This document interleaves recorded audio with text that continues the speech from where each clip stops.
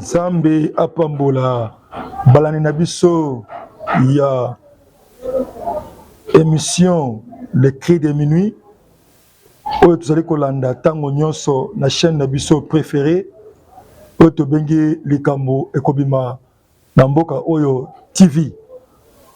C'est très important ya kozonga so liboso na bino ko yebisa biso makambo oyo ezali koleka po oyo koya lisusu tolobaki ete na Cri de Minuit nde tozoka mongongo ezoloba na katikati ya butu mpona kotalisa biso nzela po totatone te tokwea na libulu te.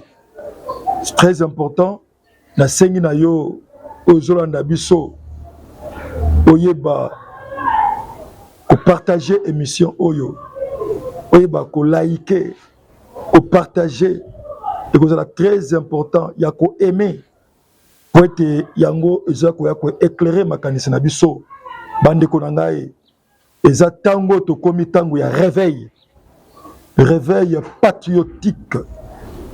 Nous sommes au temps de réveil et c'est tout l'amuka peuple congolais tout l'amuka tout se prendre en charge se prendre en charge avec Dieu. On prendre charge se prendre en charge était naba makanisi otozana yango ya occidentaux makanisi ya milangwa oyo batondi selibiso yango par-ci par-là pour ko empêcher jeunesse congolais aïba ko se prendre en charge. Mais l'heure est venue où la jeunesse congolaise doivent se prendre en charge. Le temps des occidentaux est déjà terminé, comme Tolobaki na émission Abisso Eleki. Tolobaki était, on appelle ça qui makoki na occidentaux, baka mamboko comme gendarme. Makoki ko kamba mokilité. Au contraire, bah ko détruit mokili davantage. Ce qui suite au nyon, tali ko benga to ko mona kati na mokili lo.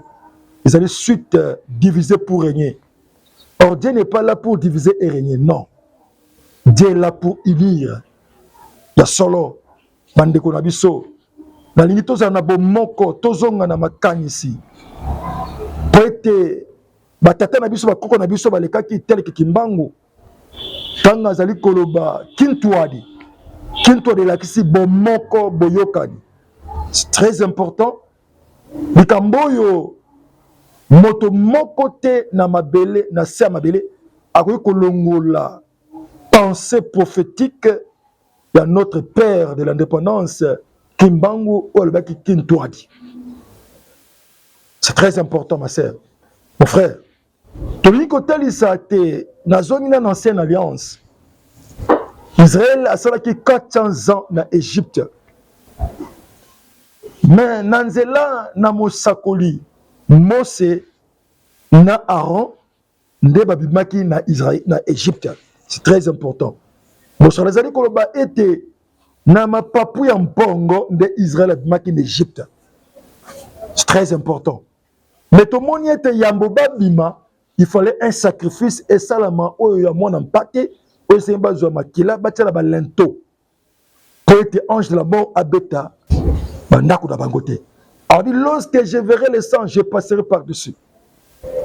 Ma soeur, mon frère, la mort du premier-né a fait pour que l'Israël soit libéré. C'est très important. L'Israël a qu'on se libérer sans le sacrifice. Bien aimé dans le Seigneur. Motonyon Sazalaki na se. Il y a makila, il y a signe wana. Ils sont égyptiens, ils sont juifs, ils sont hébreux. Akoya kukufa te parce que azalaki na se ya signe bande konangai sans le sacrifice de l'agneau ou de première-né bakoya ko traverser mer rouge te pas que de l'autre côté. Laisse-moi vous signifier quelque chose. Babimaki 2 millions kasi 2 c'est bakotaki na becho libaku babimaki 2 millions kasi 2 bakotaki. On so ba traverser qui mer rouge. Bazalaki ba ramassi. Il fallait bango nyonso batikal na désert bakufa. Bien aimé. C'est la génération du désert qui est entrée dans la terre promise. Ndeko mwasi mobali balingi koloba ete génération nyonso ya bakoko na biso batata na biso baokota na l'ère oyo tozomona te. C'est la génération de 4e génération. C'est la génération, la 4e génération qui entreront, s'il vous plaît. La génération du désert. Ma sœur, est-ce que vous êtes la génération du désert? Pas cette génération corrompue. Pas les politiciens corrompus. Ma tête en boca. L'ère est arrivée. Au renouvellement, il y a classe politique. Batata wana basali bazui ba mbongo. Toi tu penses que non ozu mbongo wana ata dollar moko ba kotia na cercueil na o. Chers politiciens, c'est le temps de revenir pour préparer l'avenir de vos enfants. C'est très important ma sœur. C'est très important mon frère. Vous allez interpeller la classe politique corrompue au service des Occidentaux. L'heure est venue, vous allez regretter votre vie. Cette année ne terminera pas pour vous. Celui qui tue par le peu mourra par le pays. Ndeko, qui sont connus au Zorabanganga, on a pour les députés et aussi maté. Qui sont connus au Zorabanganga, on a au Sanissa, regroupement politique et aussi maté. Mboko Ezayo, toi tatana yo. Kaka yomdo oza mayele, ba muso mayele te. La nanga malam, la nanga yo politicien la nanga. Yo oza président ce qui est nini, ya parti politique, regroupement, oza na mbongo. Mbongo wana okenta na infranté na cercueil na yo. Et c'est que na yo ozonga na ser makolo nkolo. Et nazali koloba te na année 2024 oyo. Bato nyonso ba se comploter contre mboka boko kufa. Baba crise cardiaque. Boko kufa. Boko so maladie oyo nani monana na mokilité. Boyebi ko sala corruption pour détruire peuple congolais. Oyo papa na biso abundaki akufa ki 30 ans de prison. Na Katanga kuna.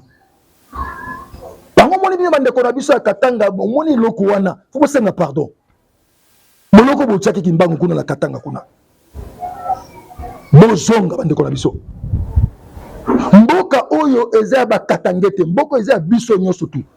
Mboka ba Kongo eza ba Kongo te, ya ba eza ba nous te, c'est pour nous les Congolais.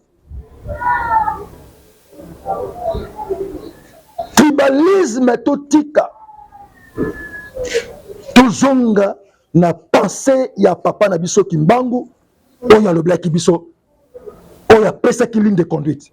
Ma sœur, mon frère, yo politicien avéreux, yo politicien corrompu, jusqu'au Moël et Pinière, oyo ozako détruit mboka, ane ko sile na yote, ola na butu, ola mukate okufi. Complot nyonso bozali ko sala kapo na mboka Congo et ko simba ta mokolo moko te. Toute arme forgée contre toi sera sans effet. Toute langue t'amènera en justice, tu la condamneras. Nation nyonso comme ma Congo, na justice internationale, beaucoup cocaté. Nation nyonso tout, pour le Congo, que Dieu bénisse cette nation-là. Dino bokanisi tenzamba assisté Poutine Pamba. La Russie est une arme dans la main de Dieu pour punir les Occidentaux. Je répète, fungola makutu na yo, yokangai, la Russie, Dieu l'a cité pour punir les Occidentaux. Oh, tu as dit le roi du Nord. Le roi du Nord, c'est Poutine. C'est une arme dans la main de Dieu. Okozoyete, okokayete, yo, politicien, homosexuel, gay, tata mukolo lokola yoza gay. Olini biloko na bino kuna boyo kotsaka na mboka na biso ekosimba te. Naza ko bana yo bino occidentaux, naza bana bino. Biloko na bino mabe ekosuka kuna awa te. Pesa mboka tata bino te. Ma pesa ko américain, ma pesa ko congolais te. Ma pesa ko français, tu n'es pas congolais. Si on est français, tu es français. On est américain, tu es américain. On est anglais, tu es anglais. On est congolais, on est fier. Ma sœur, mon frère. Congolais naïf. Qui t'a dit Congolais naïf? Yo Américains sont naïfs. Les Français sont naïfs. Nous sommes naïfs. Nous sommes un peuple éveillé par notre peuple Kimbangu. Laisse-moi te dire. Bande konangai ya chaîne oyo bozolanda biso likambo kobima na mboka oyo TV et bani déjà kobima. Et bani déjà kobima. Politiciens verrés. De politiciens de guerre. Mon tata mukolo ka ko na 15 à 10 ans. Et enseignement zo pressa na mboka na biso. Enseignement zo pressa. Ngai présent parlement, ngai yo présent parlement, yo ozo ko baloka na mabele. Soi-disant pasteur. Et yo ko zo pressa, yo ko zo lakisa vraiment. Politique c'est mabete. La politique c'est l'art de gérer la cité. On gère la cité avec la vérité. D'ailleurs, Dieu n'aime pas des politiciens. Nzambe alingaka oyo bengi des hommes d'État. Comme notre frère précieux, l'excellence, Monsieur le Président Félix Tshisekedi Tshilombo, oyazali oyo bengi homme d'État. Parce qu'il y a un souci à peuple, à se vendre à peuple, à autant bon à peuple. Mais yo soi-disant présent regroupement. C'est là seulement pour enseigner la haine. Ma sœur, le temps est arrivé, les cris de minuit. Polingi koloba était na cri à minuit. Tozoya ko lamusa conscience ya peuple, ya bana na Nzambe ya Congo, bo lamuka, tout se prendre en charge. Nous devons nous prendre en charge dans la prière et en travaillant. Mabimaki 2 millions en Égypte, Kasmakota qui décellement. Nana Kotaki, c'était Josué et Caleb de Bakotaki, la génération du désert. Bangone Baliaki Miliki, premier Yakana. Bokokota te bosibo liaki. Mbongo boyibi na mboka, basi ba fu o nzama futi bina ngwana. N'attendez pas au lieu que ça va comprendre ça et que simba le souté. Bah c'est la yebisi bino que toute langue qui amènera le Congo en justice sera condamnée. Nous tomberons à gauche, 10 000 à droite. Bah tomber à gauche. D'ailleurs, l'armée de Dieu est en train de combattre aux côtés des FARDC. Bah comment on a dit que Moussou ma banque est la bino, bah Ougandais, bino bah Rwandais, bino bah Kenyans, bino bah Nyos bah ça la complot, Congo ya Ngambo, Angola, bino Nyos bah ça la complot contre la République démocratique du Congo, contre notre chef. On a battu ma faute na mutu na ye. Beaucoup contre la confusion. Bozo inabiso po ete bonzambe zakati na Congo nde bozo ko inabiso. Beaucoup kokate, pe bonte okokate. Ni na aneyo, ni na avenir bonte okokabisote. D'ailleurs, je prophétise beaucoup monde ba confusion na ba mboka na bino. Que Dieu bénisse le peuple congolais, que Dieu bénisse notre armée, que Dieu bénisse la police, que Dieu bénisse le service de sécurité et de renseignement de forces spéciaux, que Dieu bénisse tous ces oignons baza sima mokonza mboka, peut na sima liloba. Ba traître nyonso tout, je vous assure ma sœur, mon frère, que cette année, moko jusqu'à la délivrance intégrale de notre pays et jusqu'à ce que la souveraineté de notre pays est déjà dans nos mains. Que Dieu vous bénisse parce que la souveraineté de notre pays est dans nos mains. Bakotaki, Babimaki, 2 millions, Bakoti, décellement, je suis écalé, Bakoti na terre promise, Mboka et Laka, Oyenkolo abongisela kibango, bisope tozokota na Mboka et Laka, Otoko bike la indépendance économique. Je prophétise, c'est l'année de l'indépendance économique. Nazali Koloba était $4 et Kozalana 1 franc congolais. C'est possible, c'est possible, c'est possible. Ce qui me konzamboka akosangisa elongo na ba député bazali kobima une nouvelle classe politique au bilonga sike kobima. Bilongi nyonso corrompu, besoin na kata poubelle. une classe politique conscient, au basa na vision, nde bakoya kotiela biso mibeko po ete constitution, 4e constitution, tokota na yango. Balobaki ate toleki na 3 républiques, kobanda Kabila, président na biso Félix alekaki ezalaki otobengi continuité à Kabila, le père. Mais mandat autopécié est la 4e république. Ce n'est pas le 5e république, ma sœur, mon frère. C'est le 4e république, j'insiste. Les républiques, elles ont partie à la constitution. Nous avons 3 constitutions. Les nouvelles constitutions qui sera faite par des Congolais et des intellectuels congolais et des savants et congolais qui fera que balisé Otobengi lobby à Congo. Que Dieu vous bénisse. Peuple congolais, que Dieu vous bénisse. Surtout qu'il y a Isaïe 19, dans le souka, on est 19. Verset 1, terre où retentit les cliquetis des armes au-delà du fleuve de l'Éthiopie.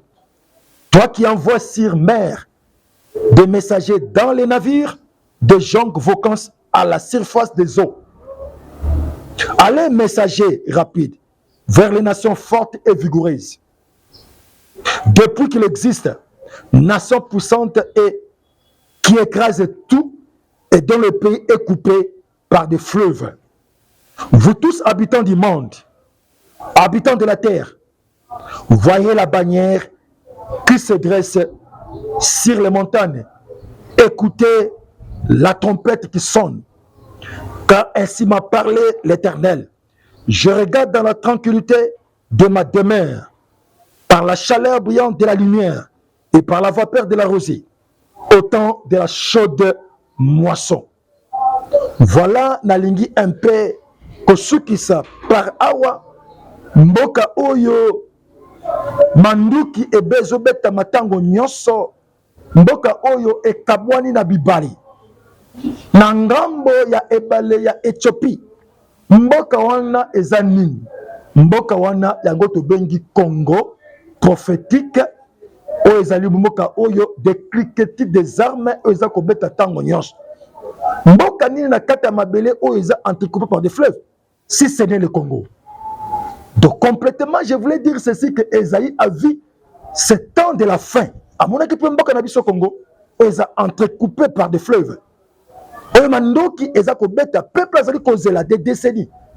Depuis notre indépendance à travers 1960, kino lelo oyo tozali kozela 60 ans encore de plus. Lelo oyo tozali kozela bina mboka wana de bannière kotelema. Bannière lakisi mon frère, ma sœur, yokanga malamu. Bannière lakisi le bâton de commandement oyo Nzambe azopesa na Congo. Pona kofungola nzela. Yango moni mokonzi mboka tanga azosala loboko boye, c'est-à-dire azofungola nzela. C'est le bâton de commandement. Bâton de commandement oyo nyonso bakozala derrière yete Nzambe akobeta bango. Mabele oyo mongongo ya masasi ezali kobeta tango nyonso, nation puissant. Kola kotinda messager. Alors nation na biso yango ekotinda ba messager na mikolo za koya na mokili mobimba. Pas avec des messages corrompus, non ma sœur, non mon frère, avec un message pur, afin que notre nation ait ba libérer l'Afrique centrale, l'Afrique tout entière, qui est l'Égypte prophétique, l'Égypte antique qui a dirigé le monde passé. Mais aujourd'hui, nous retournons que c'est l'Égypte prophétique et bako diriger Mokili Otobengi l'Afrique. Plus précisément, na gâchette Afrique Otobengi le Congo, yango déjà bâton de commandement. Bande konanga yabasi pe amibali. L'air est grave. C'est le temps de la délivrance totale. C'est le temps de la libération de ces pays. Le sang du peuple congolais crie très fort. La trône en Zambie. Qu'il est tangi trop. bosalaki nyonso tu mpo makili etanga nguya ya nzambe elongo na mboka Congo. Nayebi bino bomikosaki nde bopesi biso avancement tokende liboso. Kolo apambola bino. Nalobi na bapoliticien excusez, bapoliticien nyonso oyo corrompi nalobi na bino. Nalingi mpe na informer koloba na ba généraux nyonso corrompi. Ya FARDC, ya la police, l'heure est arrivée, mbongo bolia boyiba ya mboka esili ekomi tango oyo ya sika. Et la nouvelle génération de l'armée bangonde bakozwa en charge vision ya Nzambe. Bokomi na tango ya jugement na bino. Celui qui tue par l'épée mourra par l'épée. Le bien mal qui ne profite jamais. Oh nyonso boyibi boko profiter na ngote. Oh nyonso bozu occidentaux boko profiter na ngote. D'ailleurs, je prophétise, Paris sera désert, Nice sera désert, Sodome et Gomorrhe et les villes aux alentours, et c'est là qui détruit à cause. Il y a péché, il y a souk, il y a qui homosexuel, gay. Tous ces pays-là, Dieu va les effacer.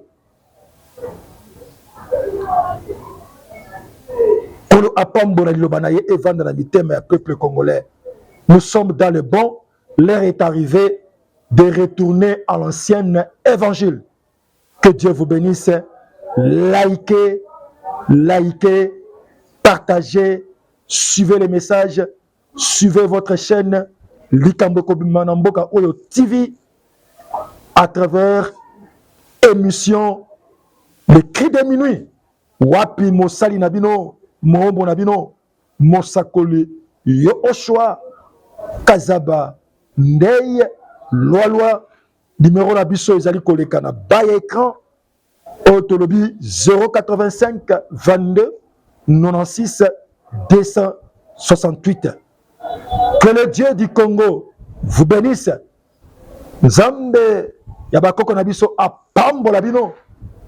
Nzambe akela likolo na se apambola yo, apambola mokonzi mboka, apambola gouvernement, apambola parlement, apambola bampinga, apambola la police, apambola congolais nyonso tout.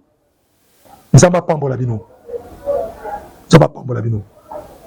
Amen.